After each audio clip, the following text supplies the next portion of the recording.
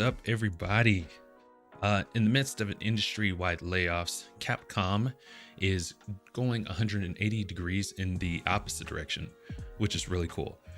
The creator of one of Xbox's most beloved, acclaimed series, he gives us his thoughts on Xbox's new business strategy. And lastly, Nintendo continues to dispatch anyone who touches their IPs. All that with plenty more sprinkled in. Welcome to the Couch Consumer live stream. Now we're going to get to our guests. Just give us one quick second.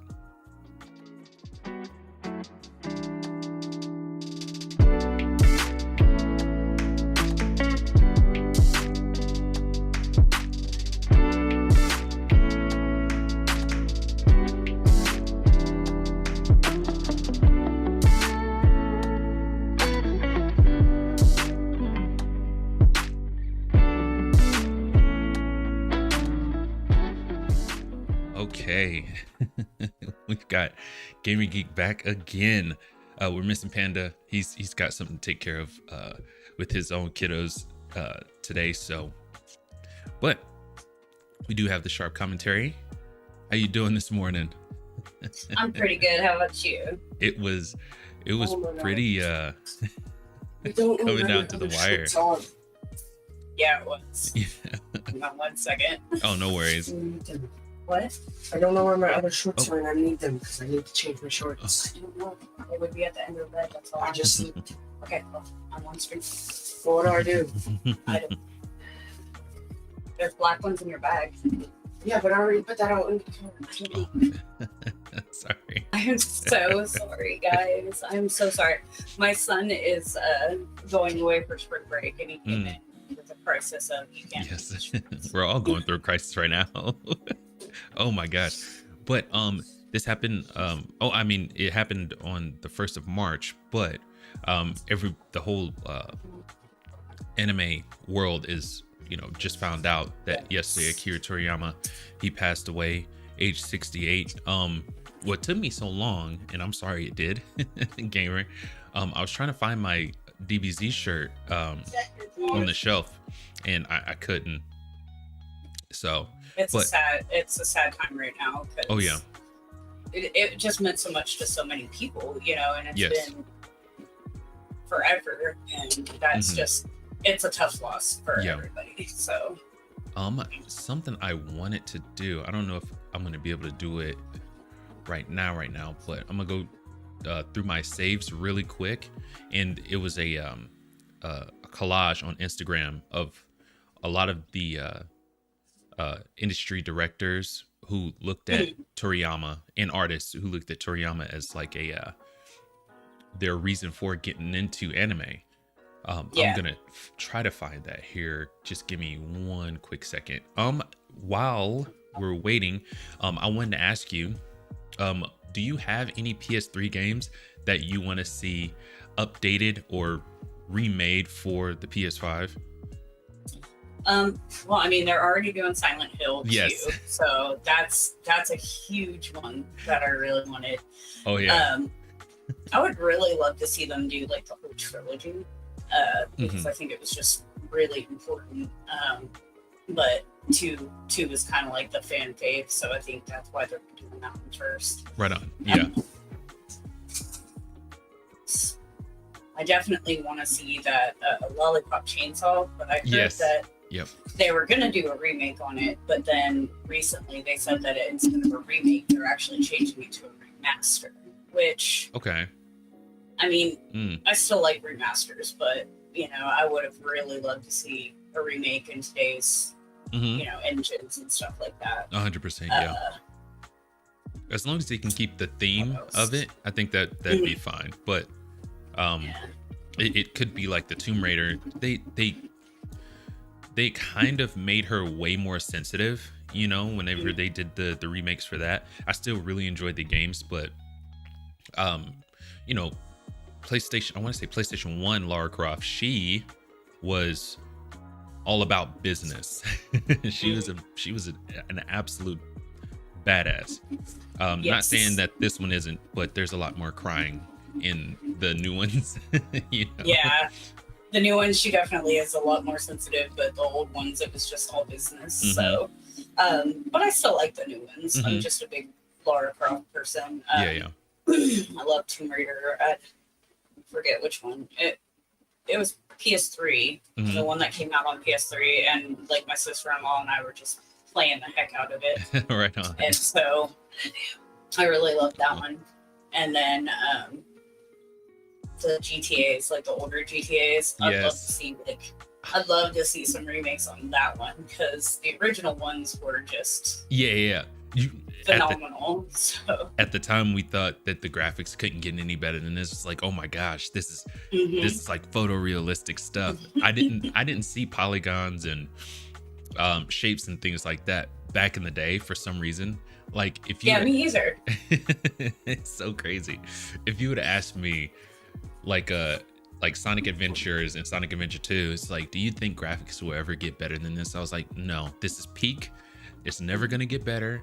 It's the best it's ever going to be, you know. I know. Like Yeah. I was telling my son actually because he decided that he was going to play Resident Evil 2 alongside me Yeah. when I was recording it for the channel, and he saw the lickers and he was like, "Oh my gosh," you know, and Uh-huh.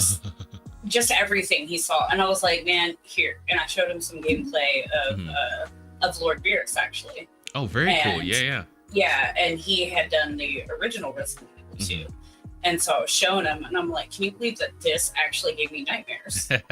Like, the liquors, after we played the scene, the liquor showed up for the first time. I went home, I went to sleep that night, I literally had a nightmare about it. And he was just like, but it doesn't even look real. And I'm like, but it did back then. Back in the day, it was peak.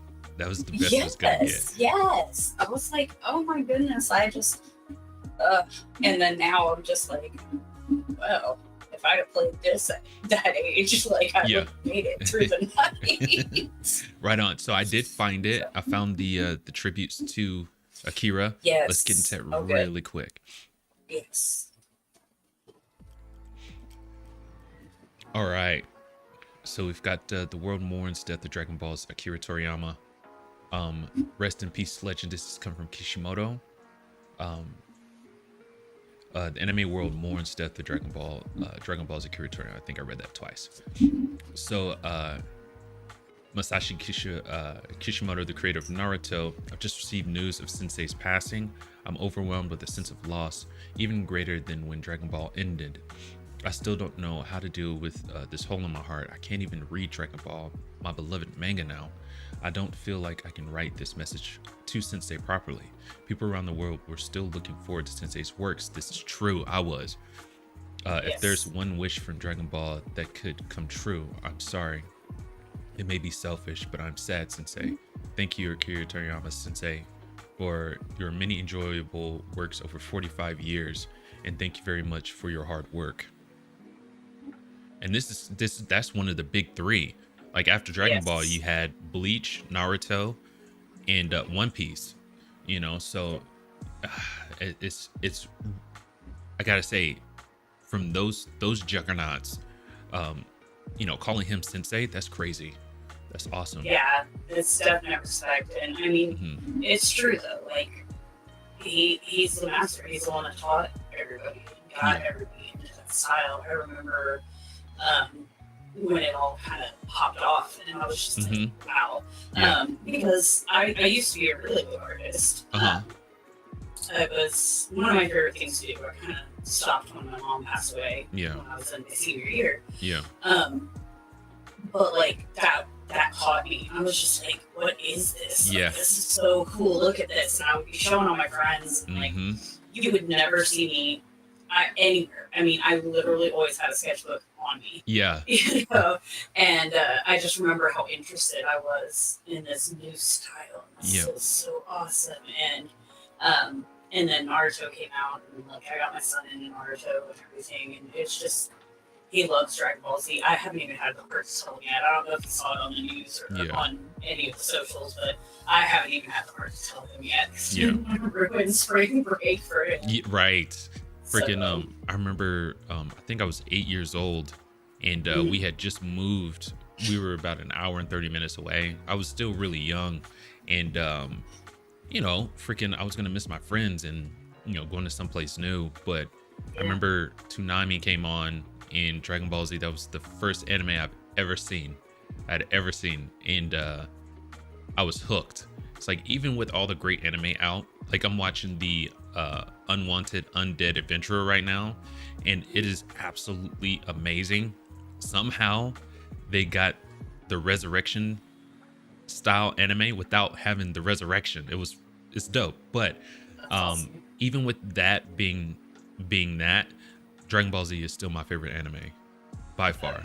It's not even close.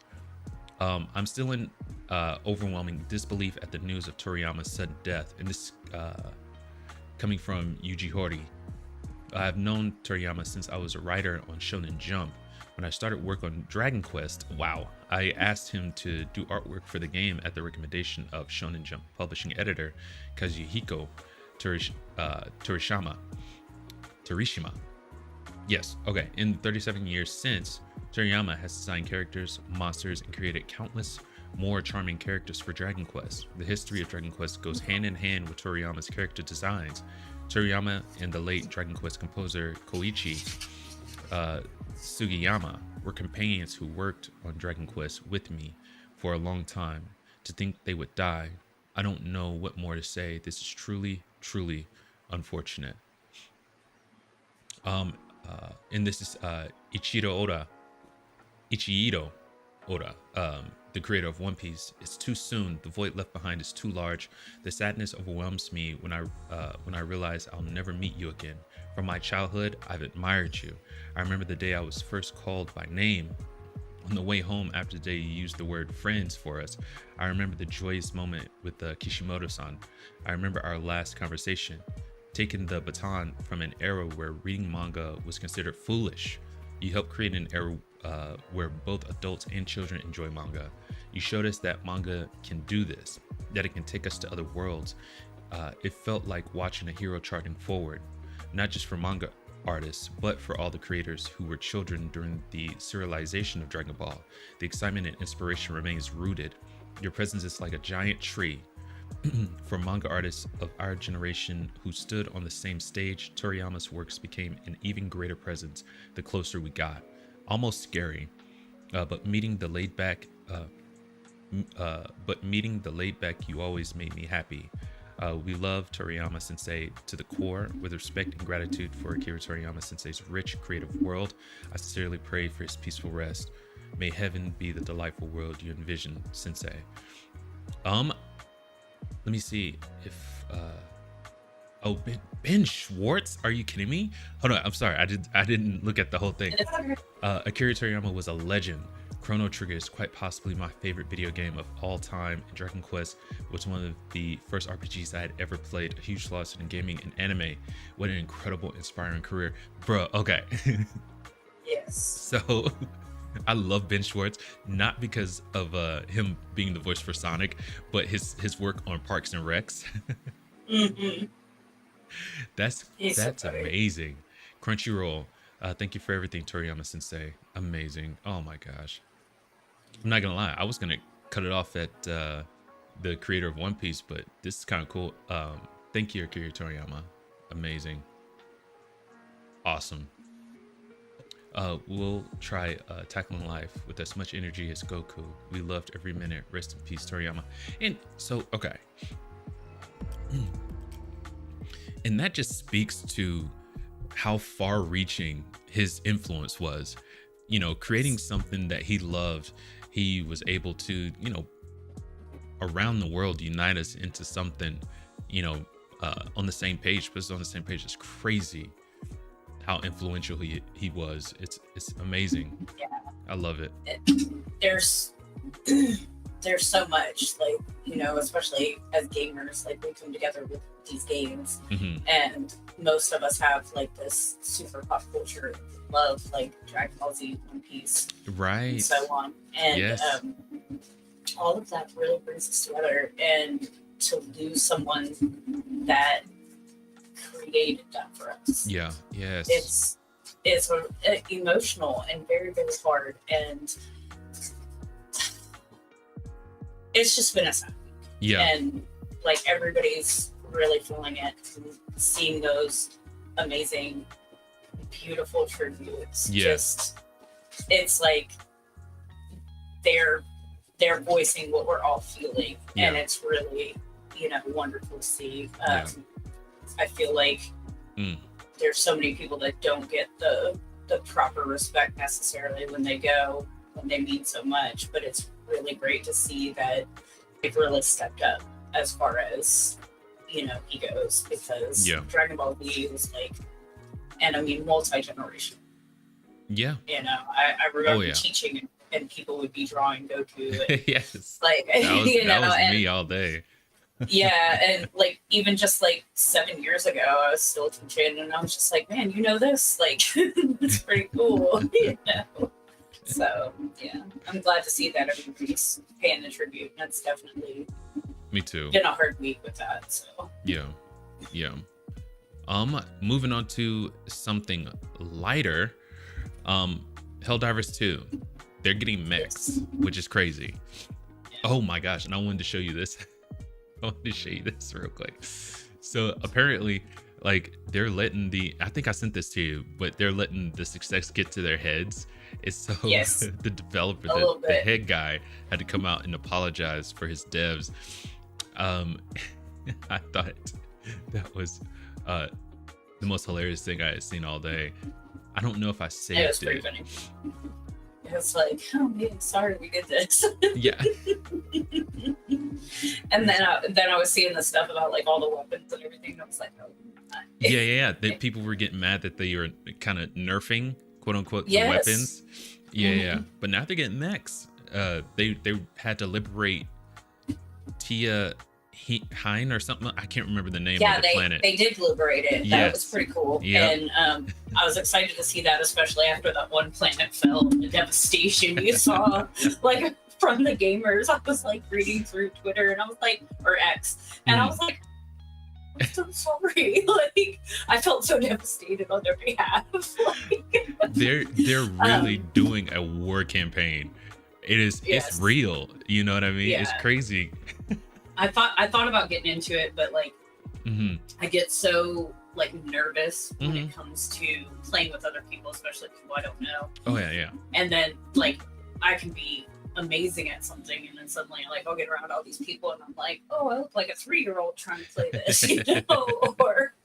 or like I get mad and I'm just like, oh, why aren't you over here? Where were you? Yeah. And so for my own mental health, I don't do those online multiplayer games. Right on. Yeah.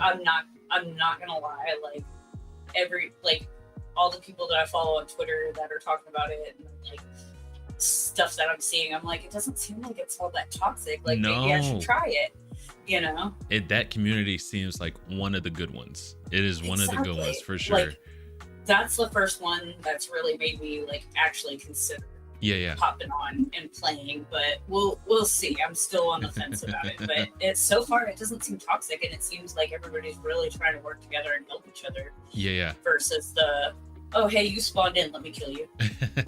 Yeah. And it's you guys versus the mix and the the robots and the bugs. So it's all a common enemy. You're not going after each other. We're going after the same enemy. So I guess which is really cool. Yeah, that dynamic, it makes it like the camaraderie, between you guys. I think that's pretty dope. I don't know how they did it, but they did it. Now, don't get me wrong, high praise to Arrowhead, the developers. However, don't get too big for your britches, you know what I mean? Right. But I can't find it.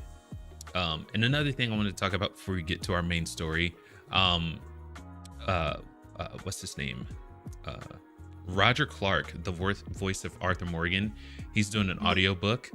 It's a American history story from the view of Red Dead Redemption, and I think that is super duper cool.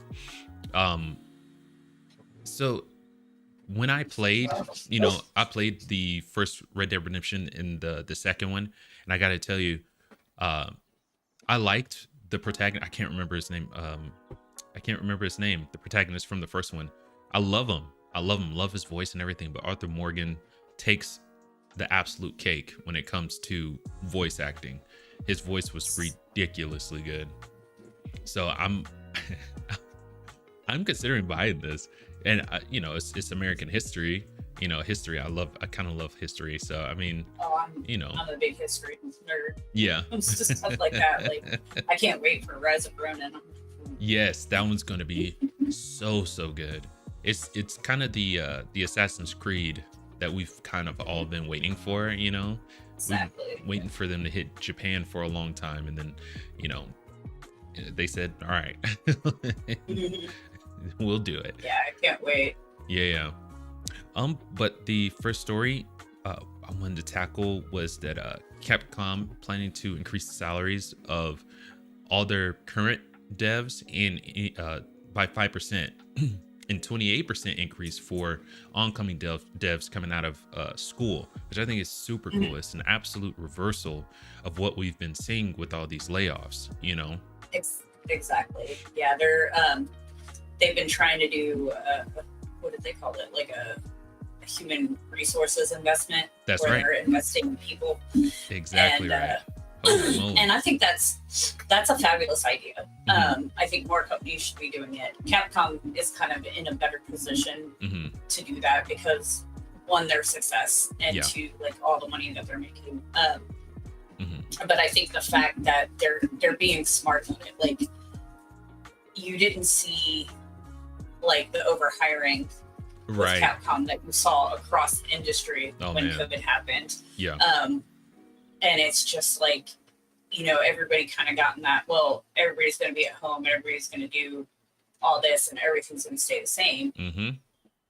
Which it happened for so much longer than it was expected to. So that's why I think everybody got like a little cocky in the gaming industry. They severely overhired, they severely overinvested. And everything like that. But you didn't see that with Capcom. Capcom had that clear, concise plan. Yeah. Where they're like, we're going to do, this is the remake that we're going to do. We're going to focus on this. We're going to do that. And they've done that consistently over their lifetime. That I think it put them in a much better position. And I feel like right now they're making the gaming industry look good. Yes. And like it's still worth something. Yeah, like it knows that it's doing at least a part of it. Exactly. And then also it's making their devs feel safe. Yes. It's making their people feel, valued, feel safer, feel more secure. And when it's that circumstance, they're going to perform better. That's right. So it's really awesome that they're doing this. I am just so glad that I'm a Capcom lover because they would have won me over if I wasn't anyway, because they're just being so awesome right now. Freaking! I think they increased I think the conversion for US dollars is they moved them to like $2,400 a month. Holy crap. Which doesn't sound like a lot to us. I mean, but in Japan, I'm sure it is. You know, and that's for the starting devs. And when you say it in yen, it sounds a lot more because it's like 300,000 in some. And you're just like. Ooh. Yeah. And speaking of, you've got a Christmas present that you're wearing right now. I am. It's like what Capcom represent.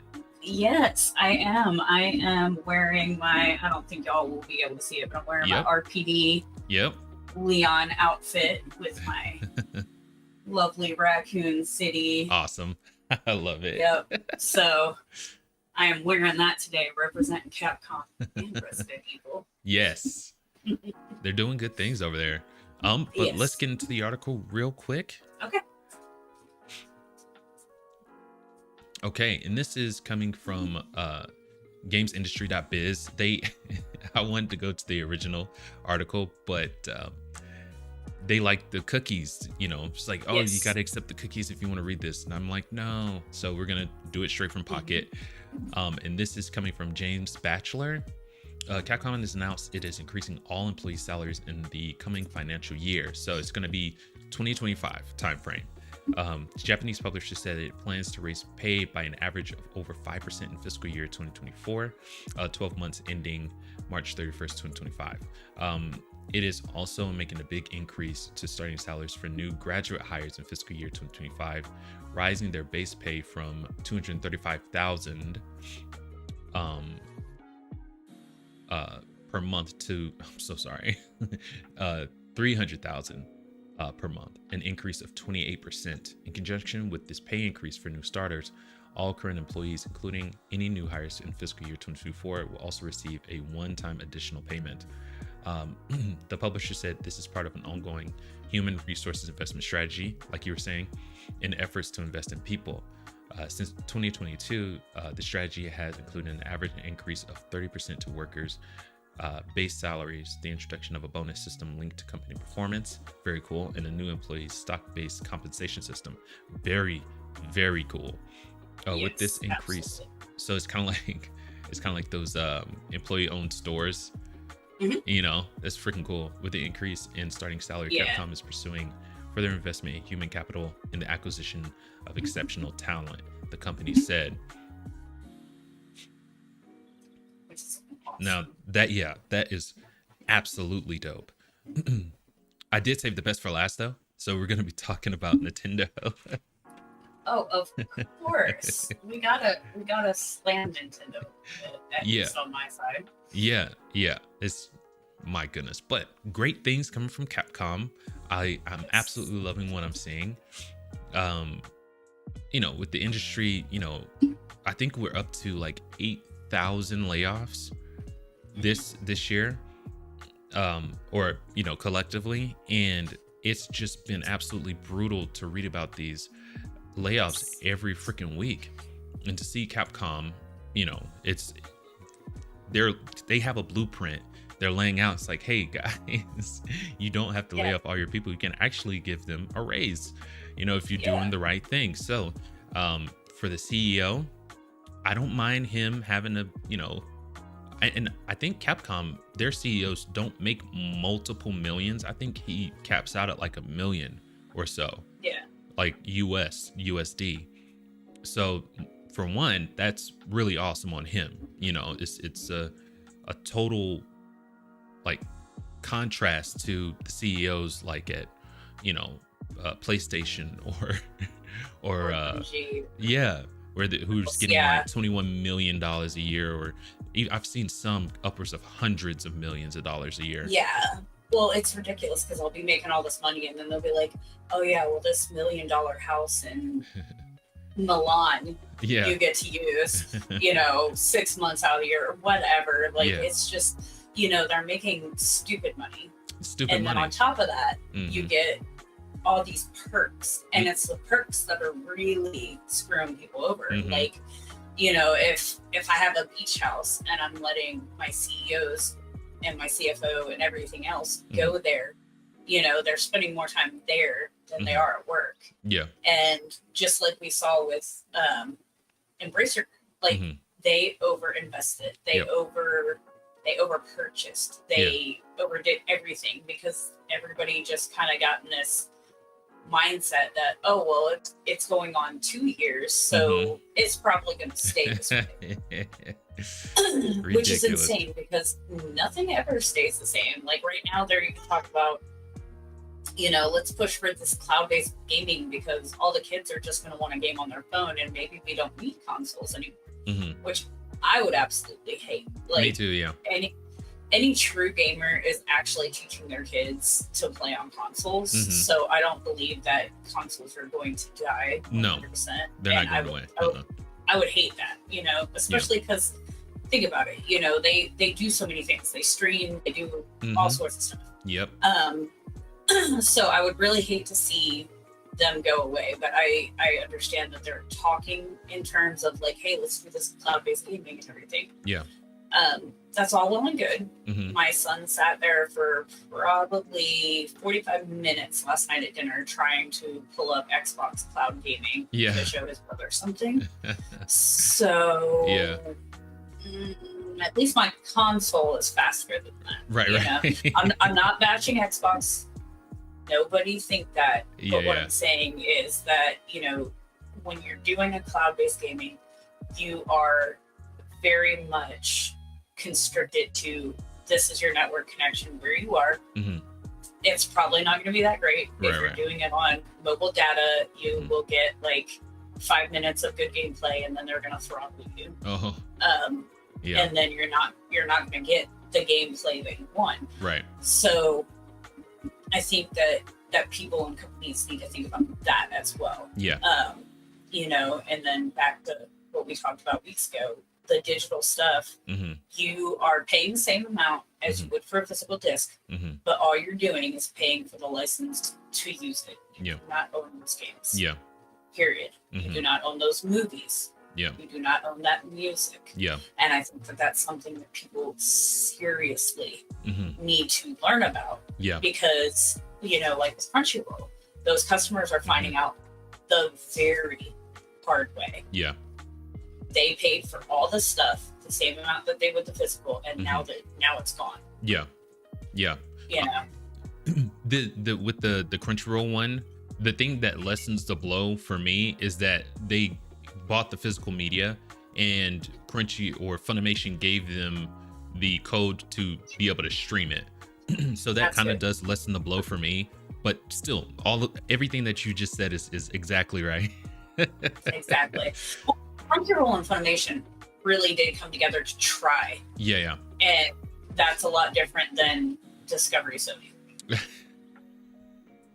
Like I bought This is so hypothetically, true. I bought 7 seasons of this show, and now God. where are they? God. Oh, I don't get them back. Oh, there's no refund? What do you mean it was in the Exactly. terms and services that Yeah. nobody? Yes, I'm gonna need a representative to step in and say, "Hey, that's basically stealing. We're gonna need you guys to come up with a plan to give people refunds if they buy your product and you defunct or whatever the case may be, or you're not able to, or well, I mean, I guess Netflix isn't a great example, but just a way to prevent people from losing their, the content that they paid for. They absolutely need to step in and stop people from doing that. I know, and you would think like the FTC would have stepped in on something like this, because I get licensing and everything like that, but if you're going to sell something to someone for the same amount that you would a physical, then there needs to be some sort of guarantee of, well, okay, so you'll have it for this amount of time, we'll give you this percentage back. I mean, maybe not 100% refund, because it could be 10 years that you have that. I get that, but there needs to be some sort of compensation or some sort of vouchers, some sort of plan put in place where they either get money back or they get automatic licensing for wherever it's switched to. There needs to be protections put in place. But with so much other stuff going on in the world, nobody's thinking about that. Like, that's not high on the list, unfortunately. Right. I know that I think it's Activision Blizzard is actually considering making the largest union that we have for devs. Yes. I saw something come across my feed last night, and I think like if gamers could get some sort of thing going, like, hey, we need protections or like something, like it would be really cool. I think definitely getting some sort of representation somewhere, so that there's protections going around would be right the way to go. Right on. So I'm a little bit split on that, just because I know that some unions will kind of take advantage, of that, and provide minimal protections for the people that are in the union. So like YouTube Music, they were just trying to unionize. Did you see that video? It was, oh my gosh, it was absolutely nuts. They were talking to were they in the Senate? I can't remember where they were, but they were talking to someone, and during that they found out that they all had been laid off. Crazy, absolutely nuts. and you run the risk of that happening too. You know, it's like if you get a company, you unionize, they can just kind of just let you all go. You know what I mean? So that right there, that is also a fear too. Yeah, like a lot of people have the misconception that unions protect you and that nothing can happen to you if you have a union. Right. That is absolutely not true. Yeah. It's kind of weird because it's like you join a union, you're paying to be part of that union out of your wages. It automatically comes out of your wages. And then, you know, like say, let's use like a real simple example, like hierarchy. Like I've worked here longer than so-and-so. Right. But now so-and-so is jumping ahead in hours. Yeah. Where I should be the one getting those hours or something, right? Yeah. So you go to the union, you talk to them about it. Yeah. They just try to talk, whoever your union rep is, which is somebody that works with you, will go and like talk about it to your supervisor. Well, then what stops that supervisor from being a jerk to you? Yeah. You go to the union and you go to HR and they do that, but it's this big give and take. I felt like the one and only time that I joined a union after I got out of the military, it was probably the biggest waste of money and time in my life. Right on. Okay. Which not all of them are, don't get me wrong. Yeah. But you know, it's not like police unions or fire department unions where you've got lawyers and all these protections for you and representatives. It is absolutely not like that in most places. Yeah. The cats decided that they needed to say their piece too. Yeah. But yeah, like I'm for unions as far as, hey, we're all getting together, we're talking about what we want, let one person go take it. I get that, but as far as, I mean, it's not going to save everybody from getting laid off. It's not going to save. That's right. Their pay and stuff like that. Hey guys, I know you're upset about the pay and the layoffs. Come on. Right on. Oh my gosh. But yeah, no, I'm right there with you. 100%. Oh my gosh. But I hope it works out for them. It's not like Activision doesn't have plenty of money, or Xbox now, I guess. Right. You know. But let's hop into our next story. The creator of one of Xbox's most iconic franchises, he has something to say about Xbox's new business strategy. And I guys. Oh, I really appreciate him coming up and stepping up and saying something, because the Xbox community has been kind of not fractured, but there are a lot of people who don't like the direction that Xbox is going, you know. And so which is understandable. The cats don't like it either. Sorry about that. No, it's fine. It's fine. But yeah, I think that a lot of fans, like, when we were still up in air about, you know, what is Xbox going to announce? Are we just giving all our games to PlayStation and such? You got a lot of the, well, why should I even have an Xbox then? Right. You know, which, I mean, that's not the whole point. Think about it. You know, things are... Stop it. Things aren't that dire. Like, you know, like, yes, if Halo goes to PlayStation, that does suck because it's not, you know, you can't go, oh, well, I'm better because I have Halo, you know, and stuff like that. But the software and the hardware are still something that you liked. You know what I mean? There's something that you love. There's something about that system that keeps you on that system. Yeah. So people that just went out and started selling their stuff, especially before an announcement, I was just, why? Like, why are you being so crazy? Yeah. So I don't know.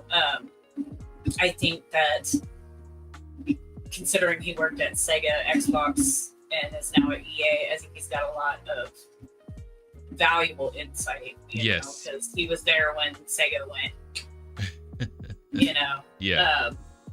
I did read through the article and I totally get what he's saying on a lot of it, and then on other parts I'm like, well, I get it, but it could be like some of the stuff that you're talking about, if they it's okay to think about it, but if you start trying to gear towards it too much, you could hit that same wall you did with everybody's going to be home forever. Gaming is just going to be a permanent thing. So I think they need to be careful. Yeah. Right on. But let's get into the article real quick. Yes. So I had to scroll back up, but we've got Matt Karoglu. I want to say that's how to pronounce it, but Gears of War creator Cliffy B offers his thoughts on Xbox exclusives going multi-platform.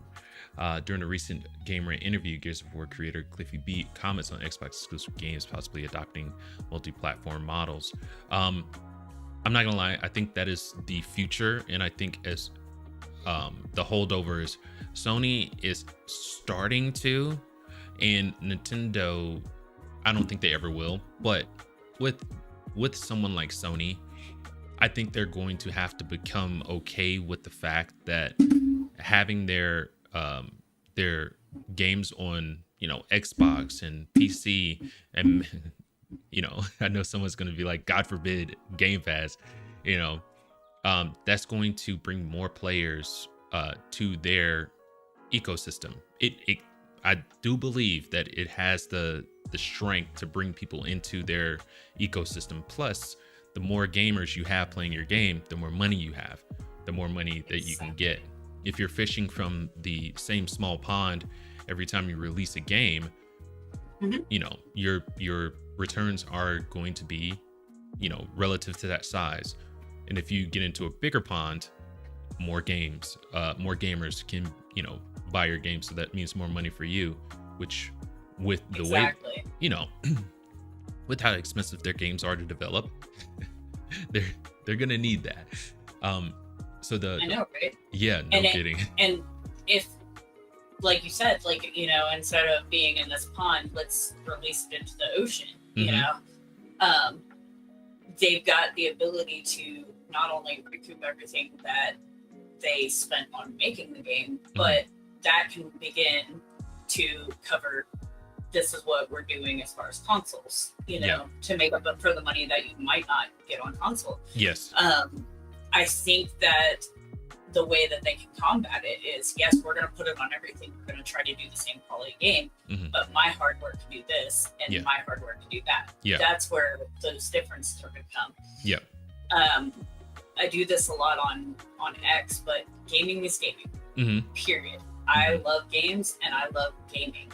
I'm not going to just be like, forget this game because it's on Xbox. Right. Or forget that game because it's on PlayStation. Right. Or, oh, yeah, well, only Nintendo has this one. No, I have all three systems in my house. It, you know, it's not like I can afford that necessarily, but it's also been over the last 3-4 years that I've been able to do that. So I get where people are like, I can't afford to buy multiple consoles. Okay, that's fine. You might have to buy one. Opening that up because somebody might need to go to Xbox because it's cheaper than PlayStation. Right. You know what I mean? And like my biggest one is Hellblade. Yes. Like I'm mad as heck that Hellblade 2 is only going to be on Xbox. Me too. Why? Is because it was on all of them. When the first one came out. So I feel like you isolated a ton of the fan base and you're kind of punishing them. Right. You know, alongside of it. Had it been an Xbox exclusive from the get-go, that would have been different. Oh, sorry. But I absolutely think that they should start opening stuff up. Yes, go ahead and keep some exclusives, but go ahead and release some of them out into the wild right away, and then others, why can't you do it where in a year it comes over here? Or 6 months it comes over here to Xbox. Like, I'm going to do this release on PlayStation, you've got this many months, and then it'll come to Xbox, and vice versa. You know what I mean? You know, okay. Yeah, see, Microsoft scooped up Ninja Theory in 2018 after Hellblade came out. That's right. And that's why it's the Xbox exclusive. Freaking guys. And I wasn't on this train but you know, I was wanting to see what would happen with the acquisition of Activision Blizzard. You know, I was more intrigued than anything.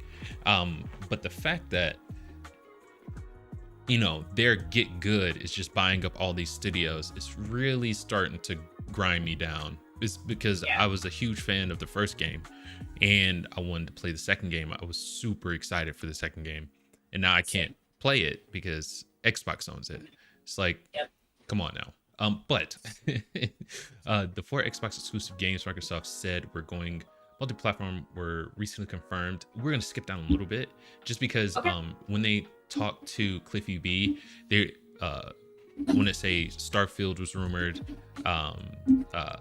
Gears of War was rumored to be coming over to other platforms, but our conversation focused on Cliffy B's comic series Scrapper. But as the rumors were rampant at the time, the conversation did veer toward the topic of Xbox's potential multi-platform titles, which was only rumored at the time. While Gears of War is not one of the IPs going multi-platform, at least at this time, Cliffy B thinks the strategy is ultimately a good thing. And I tend to agree with him. I've played Gears of War. It's a fantastic game. If they put it on a PlayStation, I would totally buy it. And that's exactly what I want to see. I want to see this narrow doorway open up, bridge the gap between PlayStation and Xbox, because I'm mainly a PlayStation user, but I like Xbox games too. Same here, yeah. But I want to see them bridge that gap and find a happy medium to where both parties win, and ultimately the gamers. You know, that's what I want to see. You know, there's little denying the success of Gears of War franchise, with the property successfully crossing the 1 billion earnings threshold 10 years ago and continuing to serve as one of the Xbox ecosystem's premier exclusives. Alongside Halo, obviously, few franchises have had the impact on the Xbox success as Gears of War. This is very, very true. The rumors at the time had many asking if Gears of War would be one of the titles to go multi-platform or would eventually. Somewhat unsurprisingly, series creator Cliff Blazinski makes the point that this could only be a good thing if it did, allowing an entire legion of new fans the chance to experience the entire Gears saga. And the presumably in development Gears of War 6, when asked about the potential for Gears to come to PlayStation, Blazinski remarks, in the words of Ronald Reagan, I'm showing my age, Mr. Gorbachev, tear down this wall. And it feels like that. It absolutely does feel like that. I think that's what Phil Spencer's going for. He's going for the Netflix model, and that is a very, very winning model. The developer or the studio that gets this right, and it's got to be a bigger one, because you got to have a huge what do you call it? You gotta have that huge fan base and that power. Yeah, basically, like that star power, that huge hit in the catalog of games. You got to have the games to kind of back that up. You know what I mean? That's what the word I was thinking of a catalog. Like Xbox. I mean, Bill Gates definitely was like, you know, I'm not going to stop at Xbox, because he didn't make a dime off of the original Xbox. But without Halo, Xbox would not have carried it. I truly believe that. Yep. And then you get Gears of War in there, and that's another huge one. Yep. So, you know, you're gonna, if you open it up, you're gonna get all that money that you're missing out by not having a multi-platform. Yeah. Because obviously having the exclusives isn't working the way that you want to as far as your hardware goes. Right. Yeah. So opening the door, like just kick that sucker open. Yeah. Like I said, you can do, well, it'll be, you know, it launches on April 1st. So it won't come, it'll be on Xbox exclusively for, I don't know, like 3 months, and then we'll open it up to PlayStation. Yeah. You know, kind of like how they did with Hogwarts Legacy, which sucked, but it came out on New Gen, and then it came out on Xbox One and PS4, and then later it came out on Nintendo. Yeah. You could do something like that, you know, and you can get those huge sales, but still allow it to be multi-platform. You can still get that, hey, I got first pick type thing. Yes. And so I think it's the smartest thing that they could be doing right now. And Sony, they're obviously in a better position. They're selling way more, but they decided that they were going to put a stupid projection. Honestly, like, you're in the middle of a recession, you're going to try to put it at this high of a goal for your console sales right now. Like that, like, you shot yourself in the foot. I don't 100%. Yeah. You know. And so if they would like how they're doing now, they're starting to put more stuff out on PC. Well, look how much money they're making now. Look how successful those are on PC. And I'm sorry, but you know, yes, I get that it's an industry. I get that it's money. I get that it's stockholders and everything like that, and that you're in a competition. But if a year later or 6 months later, whatever, if you would give your IP, like if you would have put Horizon Forbidden West out on Xbox, do you realize how much bigger you'd be right now? Oh my gosh. I guarantee you, people have computers. Trust me, everywhere. People don't have computers that can play these type of games. It's expensive to do. And with that, just a couple things. What you're saying about the PC thing, they should have done that. They would have been a much better spot right now. And as far as console sales, I don't think anything will ever reach, like, I think the PlayStation 4 sold like 115 or 117 units. I don't think they'll ever see numbers like that again. So I think PlayStation 2 was actually at least up until I think 2022, 2023.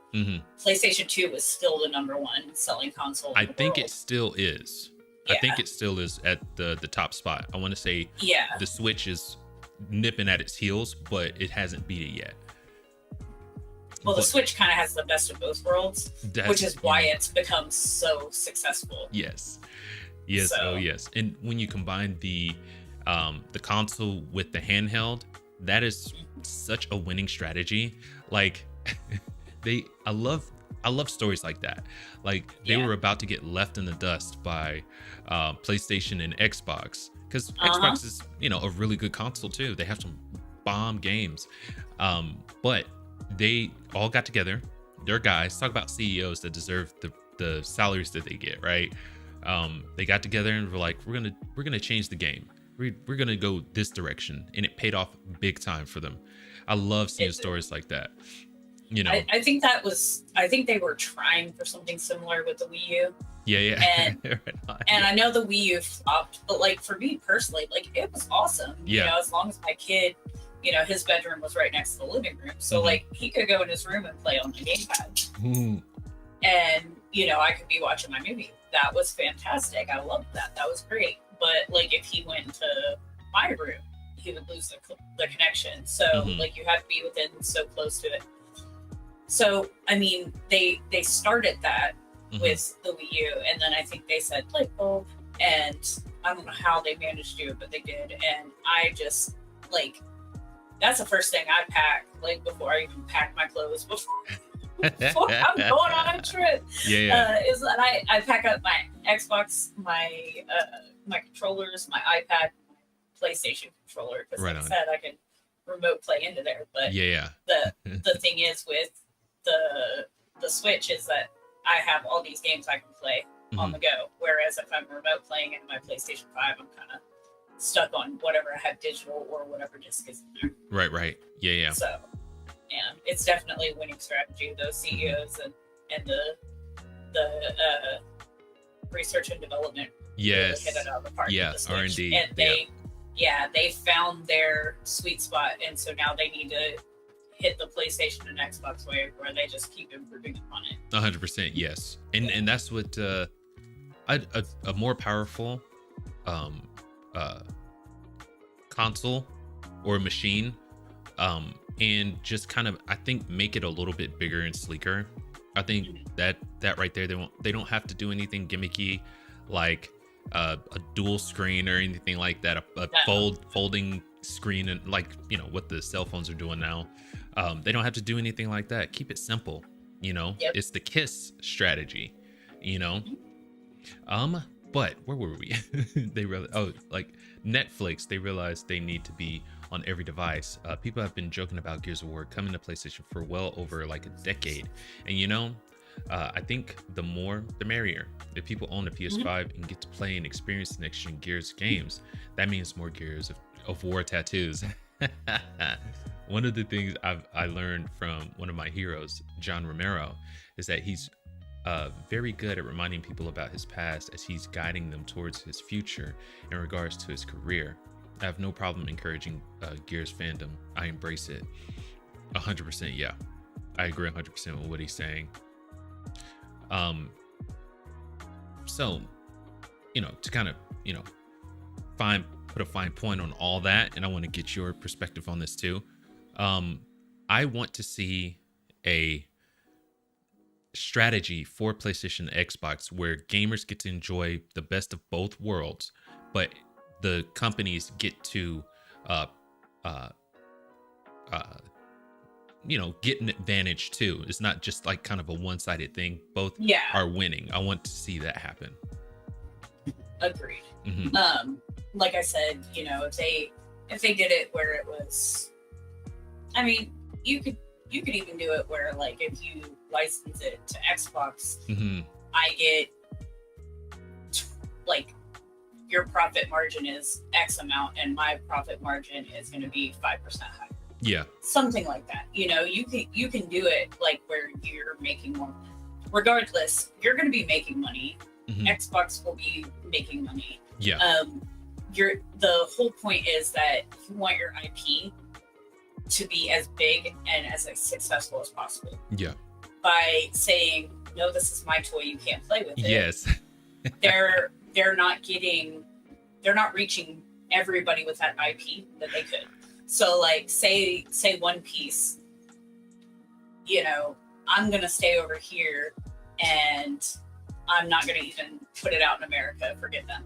Dang, yeah. You know what I mean? Yep. Like, so now you've got your base over here, but you're not making as much as you would if you said, let me open the door and give it to the world. Right. You know what I mean? Like, okay, so when Nintendo came out, it came out in Japan first. Obviously, it's a Japanese system. Right. But then they put it out in America. How much more did they make because they put it out in America? Yeah. Yep. You know what I'm saying? So I think the video game companies need to start thinking of it in terms of, I want to get it in front of as many people as possible. That's right. Yeah. So Sony late to the game, yes, but definitely is starting to realize that by putting things out on PC, which is great because there are so many PC gamers. I'm never gonna be able to afford to be that PC gamer. Right. You know what I mean? Same. Same. Because I am also, I know with my computers, like when I was on PC, it was constantly, let me upgrade this, let me do this, let me do that. My son's the same way. He's so cool. The older one that was visiting last weekend, he's constantly like upgrading things or trying to find new stuff. And that's all well and good if you've got the money at the time. Yeah. I don't. That's why I prefer consoles. Right. And so like, but there's so many people out there that have gaming PCs. Like, you know, well, this is the specs and this is what I need and this will help me with my job. And then all of a sudden you realize that you can play a video game on it because it meets all the requirements. Right. That's a brand new gamer that you've got who doesn't have a console and who can't get a console. So you've got that ability, but just PC is not enough.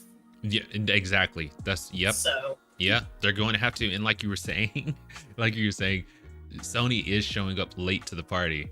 They're the only ones. Freaking Xbox, I feel like it's been kind of Xbox has been chasing the hot girl, you know, and PlayStation has been like, no, I'm not ready. You know, I'm not ready for a commitment, right? And I'm just gonna stare from across the room and wish. Right, and so I think that Sony is finally getting to a place where you know, they're ready for love. They're ready to accept Xbox's advances. You know what I mean? Because if they don't, they will fall behind. That is a guarantee. That is a guarantee. Absolutely. But absolutely. Let's see. Yeah, no, that was. I think you put a really fine point on that. I love the example of, you know, keeping your toy and not letting anyone play with it. That is, wow. Talk about a fine point. That's awesome. I mean, like, if I would have let my friend borrow that toy, imagine the sale that would have gotten it. And then they let somebody borrow that toy, and there you go. They went out and bought the toy. You know, there you like, go. You just got to look at it in terms like that. And the thing is like, okay, so Sony is starting to do on PC. They're not gonna. I bet you they won't release PC same day as they do their IP on their console. Yeah. But if they would do it within this amount of time, I'm telling you, PC gamers spend a lot on their PCs. They do. and they love them. They have that preference, just like, you know, all of us have our preference with our consoles. So they're gonna wait for that game. You know what I mean? So if they would definitely earlier than 2, 3, 10 years, give the PC that copy. But if they would also do the same thing, like say I'm launching day 1 here on PlayStation. In 3 months, it's coming to PC. In 6 months, it's coming to Xbox. Yeah. You know, they're gonna still get. People might still buy their console under that. It can still work that way. But then you're opening the door and you're hitting that bigger demographic and getting more money by allowing multi-platform. Yeah. Oh yeah. I'm right there with you. So I think that would be the smartest way to go in order to save these companies in the long run.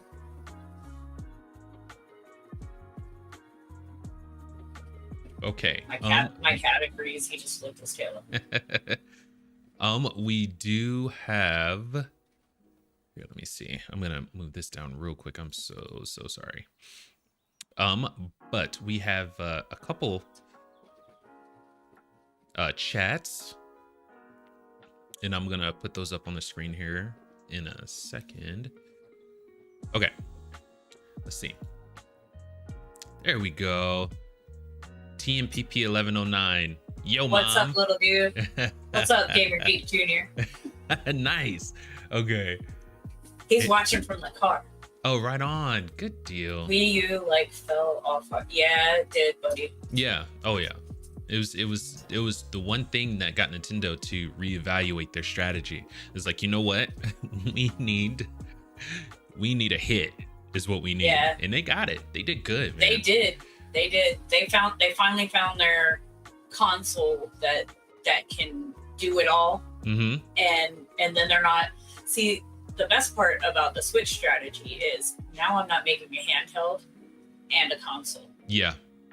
So now they're all one. Yep. The games are across the board. Yep. So now I'm going to make maximum money because it's not somebody choosing one of them. Exactly right.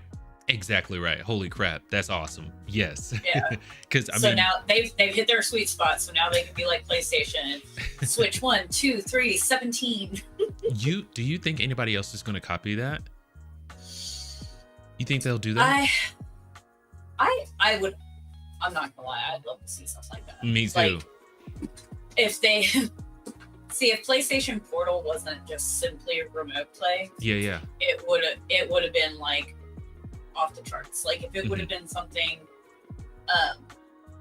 I mean, they didn't necessarily need to make their own games like the Vita. Yeah. But if they would have, you know, I mean, anybody that has PlayStation Network has at least some sort of digital library. Yeah. Because they get those free games a month. You know, anybody that was around during the pandemic and their GameStop was closed or whatever was closed or sold out, they're buying these different copies. So if you at least gave them the ability to have their library, their full library available, I think that it would really work. I think that would be a smart thing. I mean, the portals selling pretty well. I'm seeing Yeah. I'm seeing things about like, hey, here's the next drop and here's how to track it and everything.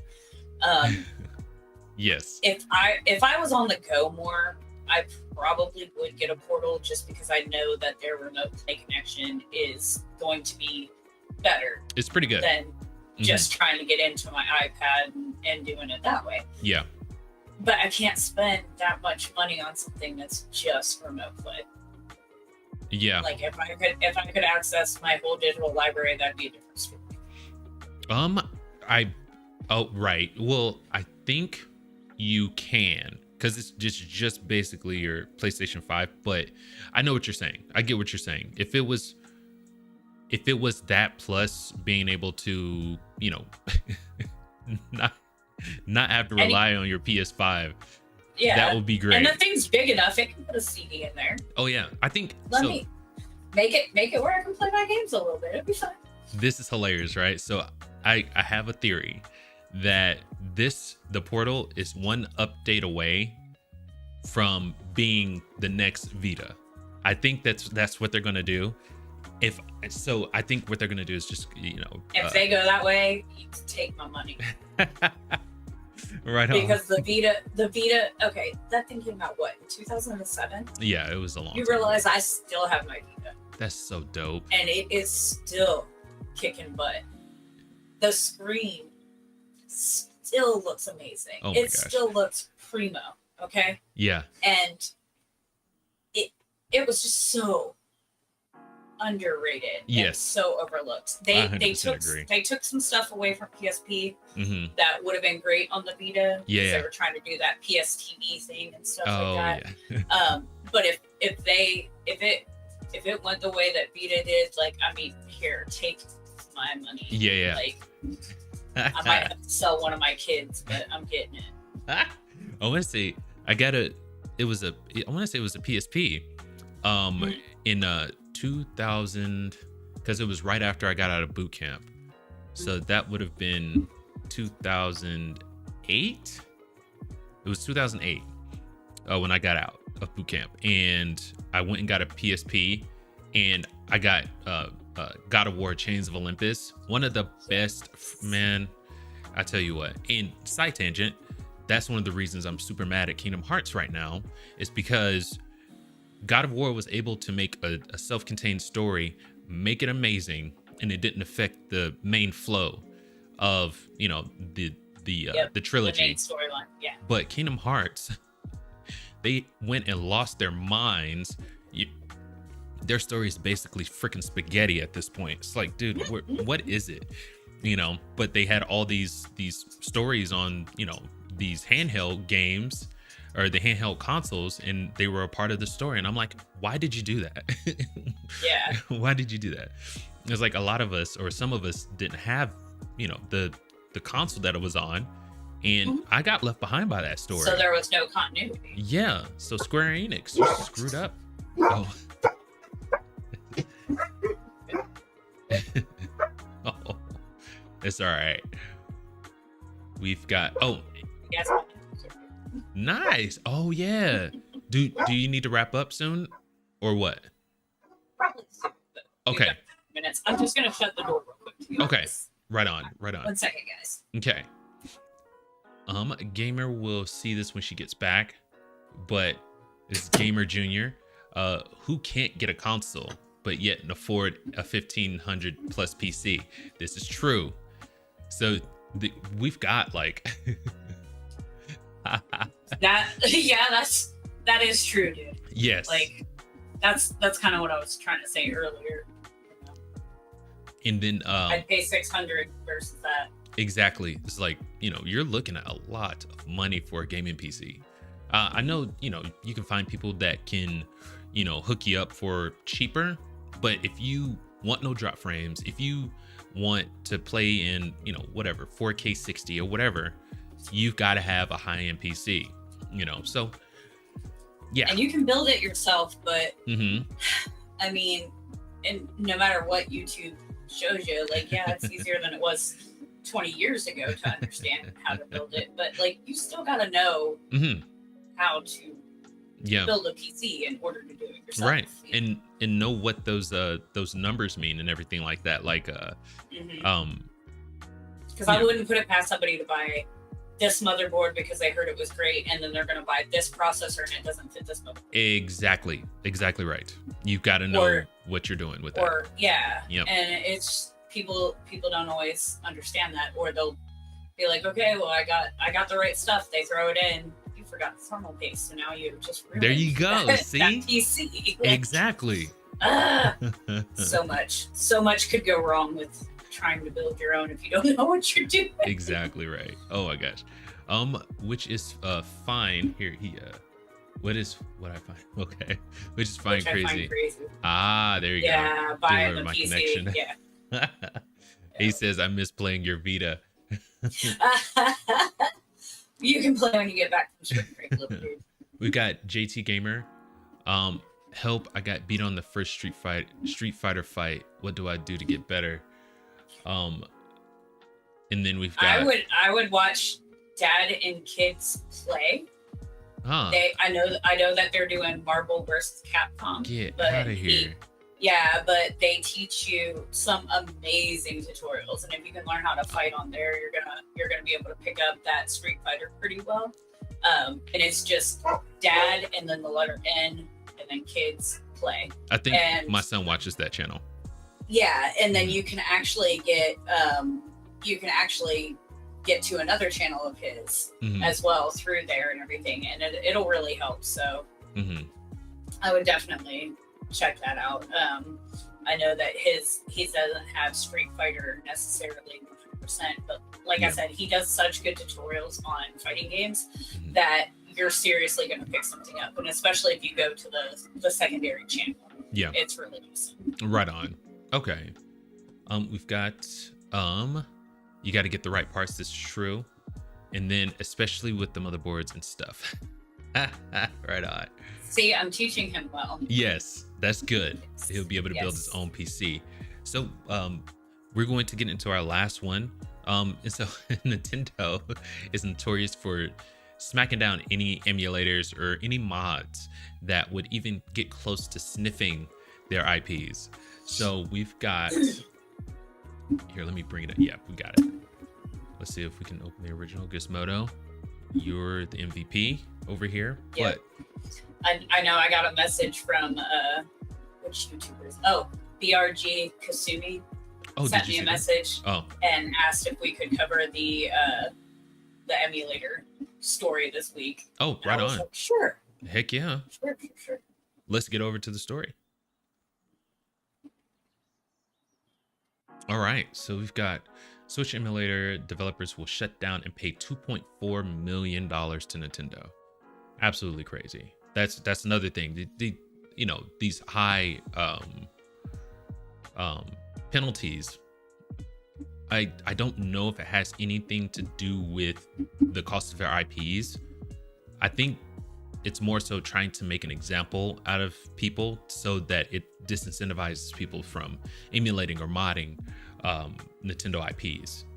Yeah. But it could very well be that too. But I know that they are relentless when it comes to this. The developer behind Yuzu bent the knee to Nintendo's legal pressure after just 1 week and are shutting the emulator down. I wouldn't say bent the knee. There was nothing else that they could do. Whenever I hear bend the knee, a negative connotation comes up. I don't think that they surrendered, but they didn't have a choice. Right. I don't think it was them just acquiescing. It was more so, if you don't freaking do this, you're gonna be in a lot of it was trouble. Like let's settle for this. I mean, think about it. Mm-hmm. They're agreeing to pay $2.4 million. Yeah. The guy, I forget his name, but the guy that just got out of jail. Yes. He was modding systems. Yeah. And he owes $10 million. He's got the same name as someone. I can't remember.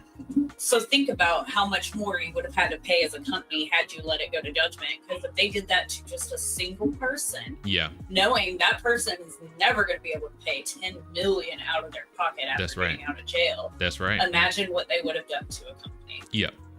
Yep. So it's not that they bent the knee. It's just that they were smart and went the easiest way. Yeah. Maxwell Zeph. Buddy, come on now. Nintendo has a history of not just stopping video game pirates, but ruining their lives. The Mario Maker sued Yuzu, a notorious free emulator of the Nintendo Switch, just last week. On Monday, the developers behind Yuzu agreed to shut down the website entirely and pay Nintendo $2.4 million, according to court documents. Citra, another free and open source emulator for Nintendo's 3DS run by the same company, will also shut down. So, this is a statement coming from Yuzu. We write today to inform you that Yuzu and Yuzu support of Citra are being discontinued effective immediately, said Bunny. I think that's how that's pronounced. Bunny? Bunny? I don't know. In a post on Monday, a lead contributor on the emulators. We started the projects in good faith, out of passion for Nintendo and its consoles and games, and we're not intending to cause harm. Right on. The developers behind Yuzu and Citra, Tropic Haze, were video game lovers and made products to enable greater access to Nintendo's games. However, this involved piracy and theft, according to the court. The website yuzuemu.org will immediately transfer to Nintendo, and Yuzu creators are legally barred from creating anything like it. Let's see. Nintendo claims Yuzu's entire purpose was to circumvent Nintendo's copyright protections. It didn't help Tropic Haze in court that Yuzu software was often used to leak game content before its official release, according to Yuzu's admins. Like Tears of the Kingdom. Yeah. and that's where Nintendo had the biggest problem. Right on. I want to get into some of those comments real quick too, and then we'll get off here so you can get back to the real life. Yeah, I get it. One thing real quick though. Yes. I know a lot of people hear emulator and think illegal. Emulators are not illegal. Emulators, okay, so like if I backed up my entire Xbox library and put it into a form that could be run on the emulator, and I still owned those games, but now I don't have to worry about the CD getting ruined, broken, or whatever, and not being able to play that game, or I've moved over to, because emulators also make it look better than OG software with rendering and so on and so forth. Yeah. Emulators aren't illegal. Playing emulators are not illegal. What is illegal is the going to a specific website and pirating it. And that's the problem. However, Nintendo does not distinguish, because a lot of these will come with preloaded stuff. For current gens, current generations or even the previous generation. So like Wii U. I don't necessarily think that you should make those emulators until they're out of their life cycle. Simply and a little bit into the new life cycle than do the previous generation. If that makes sense. The whole thing for me, emulation is a way to preserve these games. Because those cartridges from Nintendo barely worked when we had Nintendo. Like, come on, guys. True. You had to blow into them. Yeah, and I get that now, like, Switch has Nintendo Online and they have their own emulation. That's fine and dandy, but you don't have Super Mario Land. You have Super Mario Land 2 on Game Boy, but you don't have Super Mario Land, so where am I going to play that? Yeah. I'm going to play it on my emulator. Right on. So on and so forth. Or like, I had all these games, but somebody borrowed my Nintendo 64. Now I don't know where it is. Right. But I have my emulator. Emulation, I believe, to me, is a way of preserving all of our games and all of our gaming history. Right on. It's something that I think we need and that should be supported, because hey, they're trying. Now if Nintendo decided to do Nintendo Online and give every single game available that was on all their systems on their emulators, then I can see Nintendo shutting down emulators of their consoles, but they're not. They're not giving us all the games. What was it, like 287 is available for what, like, I think Super Nintendo or something crazy. I don't have those on the Nintendo Online emulator. I know it takes a lot to do, but why don't you take these emulation companies, make a deal with them quietly, shut them down, and bring them onto your staff and have them do it for you. Yes. Yeah. Like, instead of just being insane, and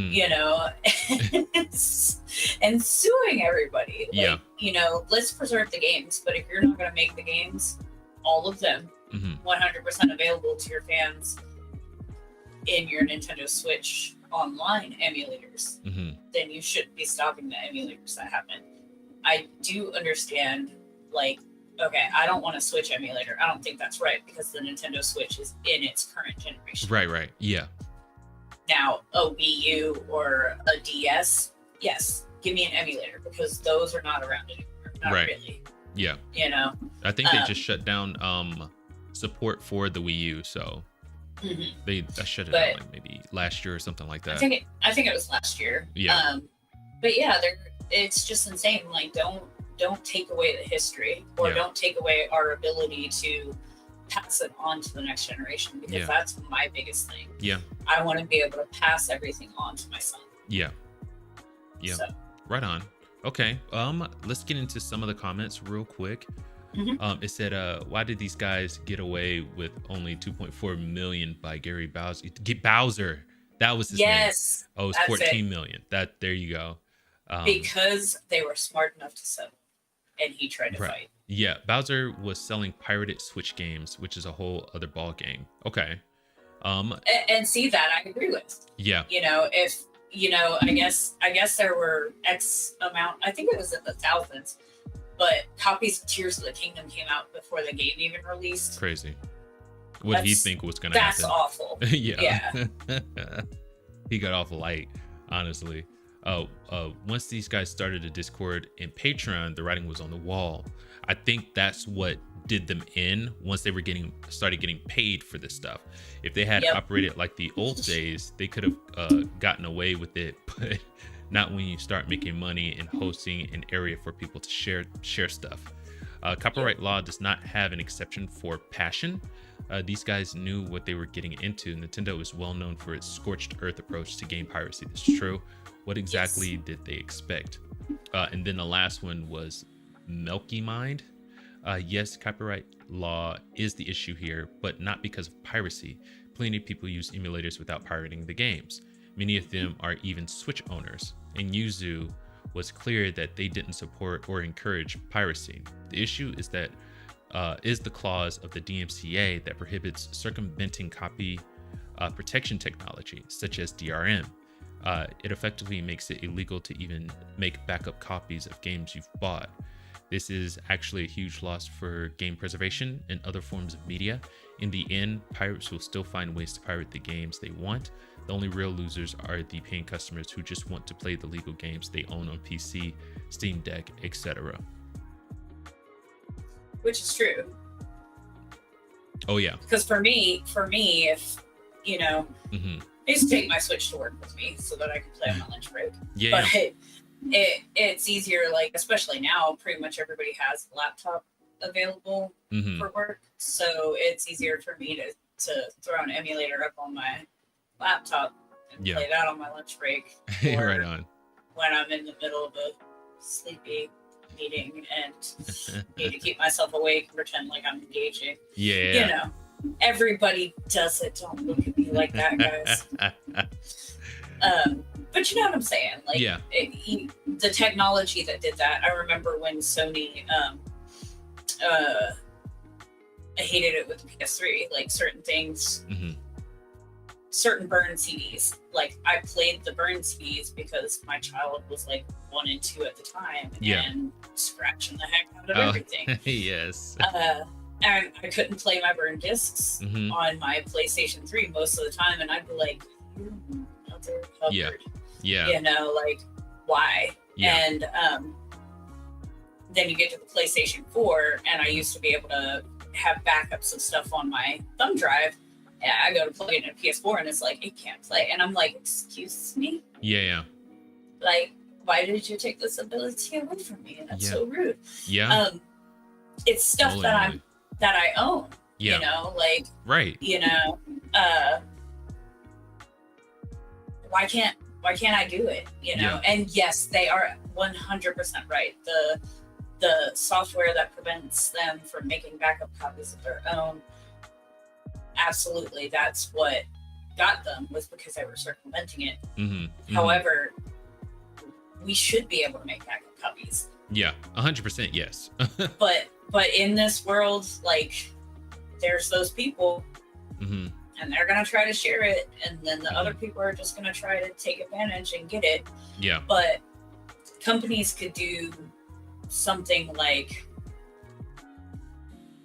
I request, like a request form, like I request to do a backup of this, and then getting that backup that's protected and registered to like a specific person or something, so that if suddenly like it's being used by 1,000 people, it can be tracked, and then that can be like somehow like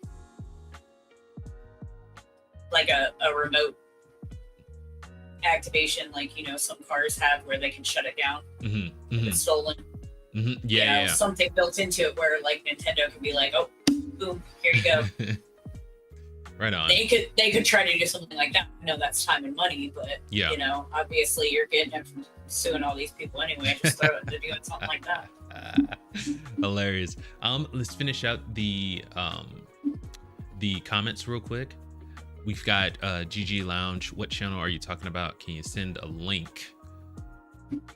On the Dad and Kids Play. Oh, it looks like your son already got him. Dad and Kids. Yeah, hang on. Right on. He on. said Dad and Kicks, but it's Dad and Kids. Oh. I don't know how to get it. Right on. We thank you for trying to help though. Maybe I can send it to my kid and he can put it up. There you go. Oh, there he goes. Oh. Right on. There we go. Oh, yeah, there you go. Dad and Kids Play. Right on. I think my son watches that. It's such a great channel. Yeah. Such a great channel. Right on. While you're doing that, I'm gonna see about getting some of this stuff wrapped up real quick. Nope. Cute. Sheesh. Everything just started playing. Okay. Shoot, man, I was trying to find how many units have been sold of the portal. I couldn't find anything. I couldn't find anything on that. Maybe they'll let the cat out of the bag, you know, sooner or later. But they have been doing pretty well, as far as I can tell.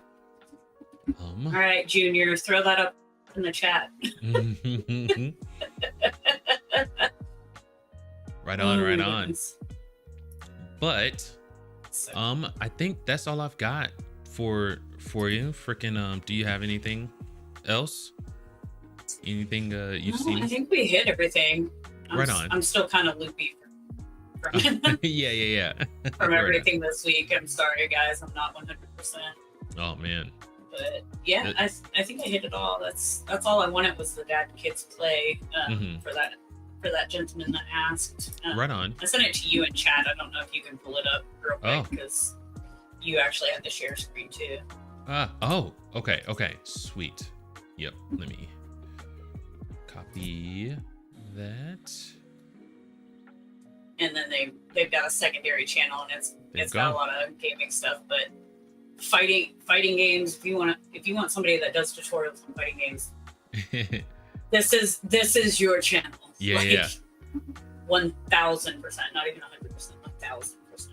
There you go, JT Gamer, and that's coming from Gamer.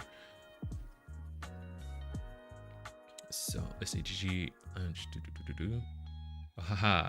Here, let me put this one up. Hold on. Let me see if it'll still go. Nope, it won't. But let me see. Oh my gosh, I'm gonna see if I can do this again. Nope, didn't.